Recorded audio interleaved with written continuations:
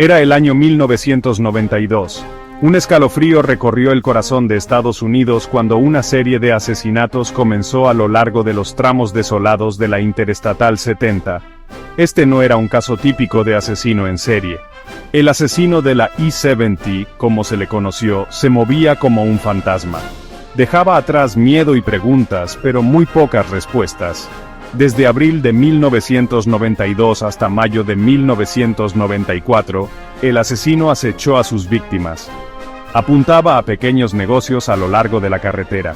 Sus cotos de caza elegidos, paradas aparentemente aleatorias a lo largo de la solitaria interestatal. Cada escena del crimen pintaba un cuadro similar. Cada una contaba una historia de aterradora eficiencia y escalofriante desapego. El reino de terror del asesino de la I-70 se extendió por varios estados. Dejó un rastro de cadáveres desde Indiana hasta Kansas. Las agencias de la ley se apresuraron, intentaron desesperadamente comprender el patrón del asesino y predecir su próximo movimiento. La presión aumentaba con cada día que pasaba. Sabían que estaban tratando con un asesino tan escurridizo como despiadado. Indianápolis, Indiana, se convirtió en la primera marca en el sombrío mapa del asesino de la I-70. Fue aquí, en una tarde de primavera, donde el asesino cobró su primera víctima conocida. La escena era una pequeña tienda de regalos ubicada justo al lado de la carretera. La víctima, una joven que trabajaba sola. No había señales de entrada forzada. No hubo lucha. Solo una herida de bala que acabó con su vida. El asesino tomó una pequeña cantidad de dinero de la caja registradora. No dejó huellas dactilares, ni armas, ni rastro alguno de su presencia. Los investigadores estaban desconcertados. El crimen tenía una precisión inquietante, lo que sugería una mente fría y calculadora. Entrevistaron a testigos con la esperanza de obtener una pista, una descripción, cualquier cosa, pero el asesino parecía haberse esfumado. La brutalidad del crimen conmocionó a la comunidad. La gente tenía miedo. Se preguntaban quién podría haber cometido un acto tan a sangre fría. No sabían que esto era solo el comienzo. El asesino de la I-70 apenas estaba comenzando. A medida que las semanas se convertían en meses, los asesinatos continuaban. Wichita, Kansas, St. Charles, Missouri. El asesino de la I-70 dejó su marca mortal en un pueblo tras otro. Cada vez, las víctimas compartían un perfil similar, jóvenes, mujeres, que trabajaban solas en negocios ubicados justo al lado de la interestatal. El modus operandi seguía siendo inquietantemente consistente. Una sola herida.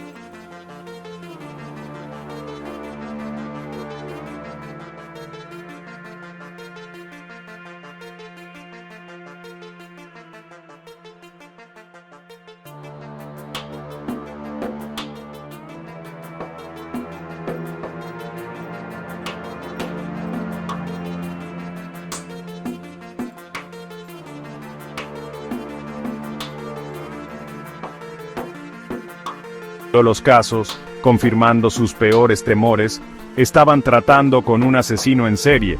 El número de muertos creció, y también el miedo. El corredor de la I-70, una vez símbolo de libertad y conexión, se convirtió en una carretera teñida de terror. La nación observó con horror cómo el escurridizo asesino, aparentemente imparable, continuaba su ola de crímenes. Sección 4. La figura fantasmal. Dibujos de un fantasma. Los testigos describieron a un hombre de complexión delgada con cabello rubio rojizo, pero sus relatos eran frustrantemente vagos. Algunos mencionaron sus penetrantes ojos azules. Otros, su inquietante comportamiento tranquilo. Se movía con una precisión casi mecánica, como si estuviera separado de los horribles actos que cometía. La falta de evidencia física era desconcertante. El asesino no dejó huellas dactilares, ni ADN, ni testigos que pudieran identificarlo definitivamente. Era como si fuera un fantasma, apareciendo y desapareciendo a voluntad, dejando solo susurros y miedo. El FBI se unió a la investigación, aportando sus recursos y experiencia al caso. Desarrollaron un perfil del asesino, un planificador meticuloso, probablemente familiarizado con las técnicas de aplicación de la ley, y un maestro del camuflaje. A pesar de sus mejores esfuerzos, el asesino siguió siendo esquivo. La investigación llegó a un callejón sin salida tras otro. El asesino de la E-70, al parecer, había desaparecido tan rápido como había aparecido. Sección 5. El misterio sin resolver. Un asesino desaparece. Los años se convirtieron en décadas, pero el caso del asesino de la E-70 seguía sin resolverse.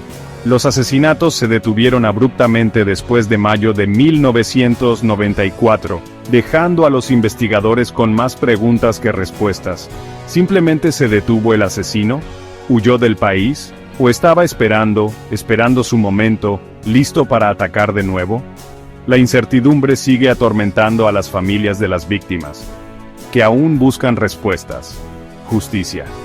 El asesino de la E-70 se convirtió en un escalofriante recordatorio de que algunos misterios nunca se pueden resolver, que algunos monstruos nunca pueden ser llevados ante la justicia.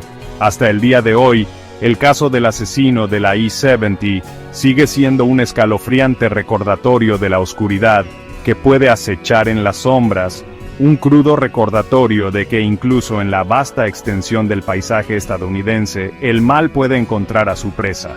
Y la pregunta sigue siendo, ¿está ahí fuera, en algún lugar, un fantasma del pasado, esperando resurgir?